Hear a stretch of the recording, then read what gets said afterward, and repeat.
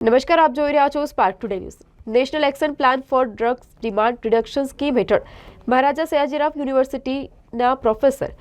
CC Mehta auditorium hall ખાતે આજરોજ એક દિવસીય વર્કશોપનું આયોજન કરવામાં આવ્યું। ભારત સરકારના સામાજિક ન્યાય અને અધિકારિતા મંત્રાલય દ્વારા માદક દ્રવ્યોની માંગ ઘટાડવા, માદક દ્રવ્યો વિશે લોકોમાં જાગૃતિ લાવવા ભારત સરકારની national action plan four drug demand reduction યોજના અમલમાં છે, જે અંતર્ગત નશામુક્તિ માટે કામ કરતી વિવિધ કચેરીઓ અને સેવા પ્રદાતાઓમાં ક્ષમતા સર્જન અને ક્ષમતા વિકાસ માટે ઔષધોના દુરુપયોગ, વ્યસન પીડિત વ્યક્તિઓની ઓળખ, સારવાર,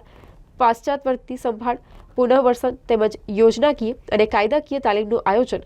મહારાજા સયાજીરાવ વિશ્વવિદ્યાલયના પ્રોફેસર સીસી મહેતા ઓડિટોરિયમ ખાતે કરવામાં આવ્યું। આ કાર્યક્રમમાં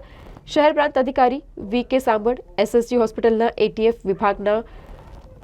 નોડલ ઓફિસર ડોક્ટર મહેશ સુથાર, ડિસ્ટ્રિક્ટ ચાઇલ્ડ પ્રોટેક્શન યુનિટના અધિકારી અમિત વસાવા, વડોદરા જિલ્લા સમાજ સુરક્ષા અધિકારી મયંક ત્રિવેદી, વડોદરા શહેર એસઓજી પોલીસ તથા ગ્રામ્ય એસઓજી પોલીસના અધિકારીઓ સહિત અન્ય વિભાગના અધિકારીઓ પણ કાર્યક્રમમાં ઉપસ્થિત રહ્યા હતા।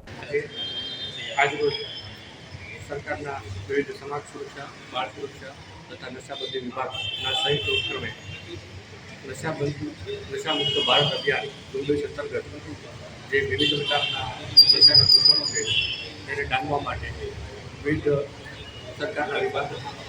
વિવિધ એનજીઓ, વિવિધ પ્રકારના સ્ટેક હોલ્ડર્સ, શાળા સંચાલકો, સામાજિક સંસ્થાઓ સૌના સંયુક્ત ભાગીદારીથી એક અવેરનેસ જાગૃતિ અભિયાન આ બાબતે જાગૃતિ આવે અને આ દૂષણોને આપણે ડામી શકીએ એ માટેનો એક કાર્યક્રમનું આયોજન કરવામાં આવ્યું અને એમાં સૌ ભાગ લીધો અને સૌ જાગૃત થાય એ જ આ કાર્યક્રમનો ઉદ્દેશ હતો।